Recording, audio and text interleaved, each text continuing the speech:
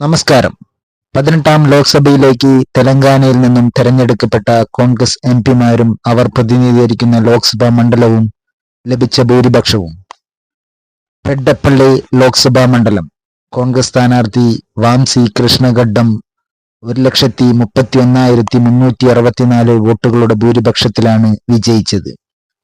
സഹീറാബാദ് ലോക്സഭാ മണ്ഡലത്തിൽ സുരേഷ് കുമാർ ശക്തർ 46,188 വോട്ടുകളുടെ ഭൂരിപക്ഷത്തിലാണ് വിജയിച്ചത്.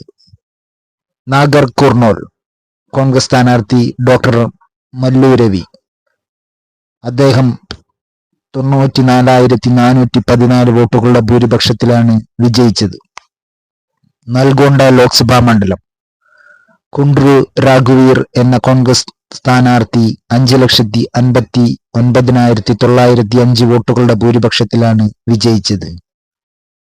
ഭോൺഗീർ ലോക്സഭാ മണ്ഡലം ചമ്മല്ല കിരൺ കുമാർ റെഡ്ഡി എന്ന കോൺഗ്രസ് സ്ഥാനാർത്ഥി 2,22,170 വോട്ടുകളുടെ ഭൂരിപക്ഷത്തിലാണ് വിജയിച്ചത്.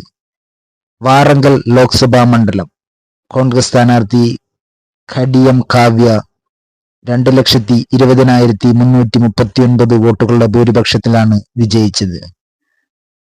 മഹബൂബാബാദ് ബൽറാം നായിക് പോറിക്ക എന്ന കോൺഗ്രസ് സ്ഥാനാർത്ഥി 3,49,165 വോട്ടുകളുടെ ഭൂരിപക്ഷത്തിലാണ് വിജയിച്ചത്. ഖമ്മം ലോക്സഭാ മണ്ഡലം രാമശ്യാം രഘുറാം റെഡ്ഡി എന്ന കോൺഗ്രസ് സ്ഥാനാർത്ഥി 4,67,847 വോട്ടുകളുടെ ഭൂരിപക്ഷത്തിലാണ് വിജയിച്ചത്. തെലങ്കാനയിലെ ആകെയുള്ള 17 ലോക്സഭാ സീറ്റിൽ 8 സീറ്റാണ് കോൺഗ്രസ് നേടിയത്. 2019 ലോക്സഭാ തെരഞ്ഞെടുപ്പിൽ കേവലം 3 സീറ്റിൽ ഒതുങ്ങിയ കോൺഗ്രസ് ഇത്തവണ 5 സീറ്റ് അധികം നേടി 8 സീറ്റാക്കി ഉയർത്തി.